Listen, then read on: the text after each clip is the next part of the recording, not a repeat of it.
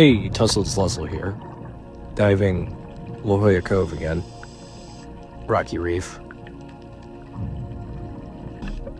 Hey, how's it going? This was a beautiful dive. This was an early dive actually before work. Very empowering going diving right before work. And it's the first dive that I was able to try out my new camera setup. The name of the game usually with underwater photography is just try to prevent backscatter. And so all I did was I extended my lights away from the camera itself, and that slight extension seems to have improved the backscatter significantly. The main residents of the Rocky Reef are sea urchins and sea cucumbers.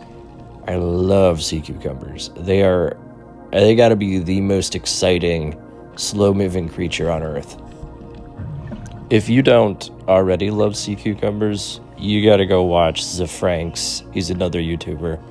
Well, if you consider me a YouTuber, you gotta go watch Frank's take on sea cucumbers. It's great. Just look it up. I guess I like sea cucumbers because they just seem so inanimate, and then you'll just see them doing stuff, and you're like, what the heck? I didn't think you guys moved. And then their shit is just everywhere in this area, so they gotta be actually quite busy. They're just, when you look at them, not doing anything. They're like the Toy Story toys of the underwater world. Alright, I'll tell you guys a little bit about this dive site. So you kick out a little bit from Jolla Cove, and then you head north, and you'll see a lot of seaweed and plants and such, and then it'll kind of open up. The visibility will get better, and you'll see these kind of like cobblestone rocks, and it's a pretty big area, and it will end abruptly. If you just keep going north, you'll kind of reach this sandy area. Like right here, we're pretty much at the end of the dive site. If you compare this visibility to other days, this is actually quite good. And we saw a lot of cool things. One of my favorite things that we saw is you'll see my dive buddy shining his light at it. Down here, this little purple thing that you can barely see is a nudibranch.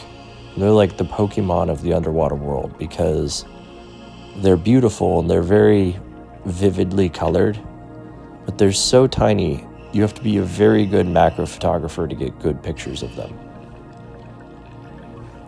I was happy with the footage of this fish, but I need an ID.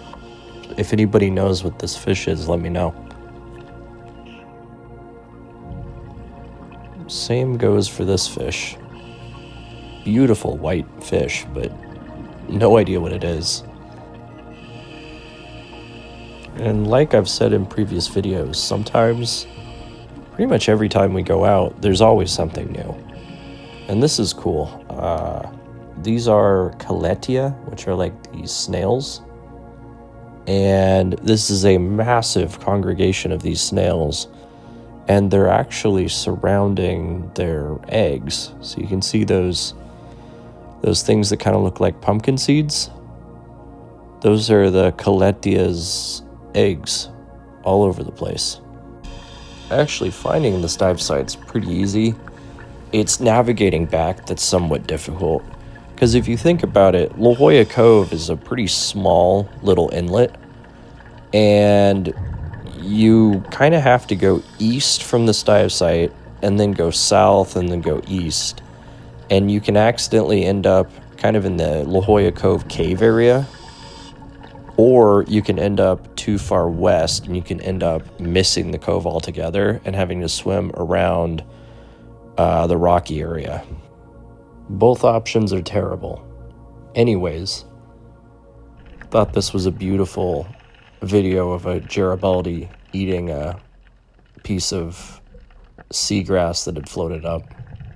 It's a good way to end the dive. Anyways, appreciate you watching. Dive on.